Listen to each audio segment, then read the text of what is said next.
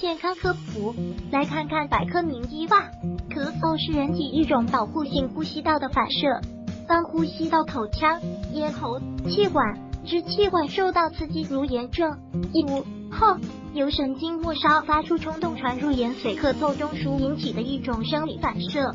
通过咳嗽动作以排出呼吸道分泌物或异物，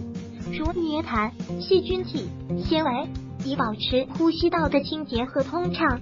同时，咳嗽也是呼吸系统疾病最常见的症状之一。它是人体清除呼吸道内的分泌物或异物的保护性呼吸反射动作。通过咳嗽产生呼吸性冲击动作，能将呼吸道内的异物或分泌排出体外。但长期剧烈咳嗽可导致呼吸道出血。为什么有的人白天不咳嗽，夜间才咳嗽？对于有的人白天不咳嗽，夜间才咳嗽，医生们的解释是，人体在夜间迷走神经兴奋性增高，同时大脑皮层对于眼脑的抑制减弱。要补充叙述的是，咳嗽在时间上的不同，往往也可为医生正确诊断疾病性质提供线索。如晨起咳嗽多见于上呼吸道慢性炎症，如慢性咽炎、慢性喉炎、慢性扁桃体炎等，慢性支气管炎以及支气管扩张。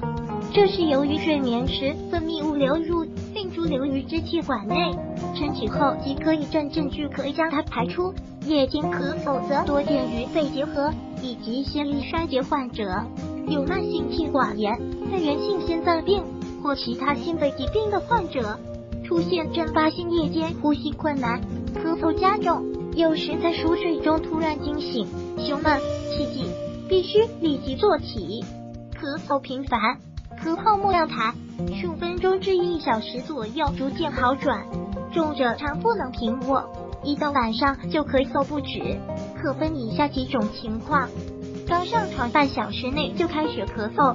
坐起后有所缓解。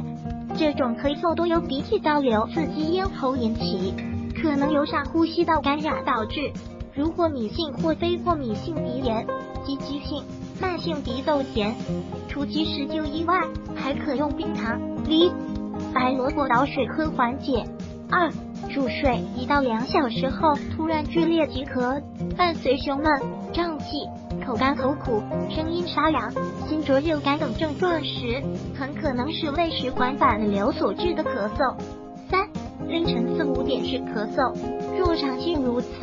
可能是哮喘发作，需及时就医，并找出过敏源；若短期如此，可能是支气管炎。4. 睡到一半突然胸闷、喘不上气、咳嗽不止、有带血丝的痰液等，很可能是心脏病引起的咳嗽，最好尽快到心血管科就医。如果睡眠中突然咳嗽不止，像被呛到一样的感觉，且睡眠浅、梦多，则可能是上呼吸道阻塞症候群，与睡眠呼吸暂停综合征有关，可到睡眠专科确诊。如果喜欢本视频，请分享并订阅本频道，访问 TT News XYZ 获取更多相关资讯。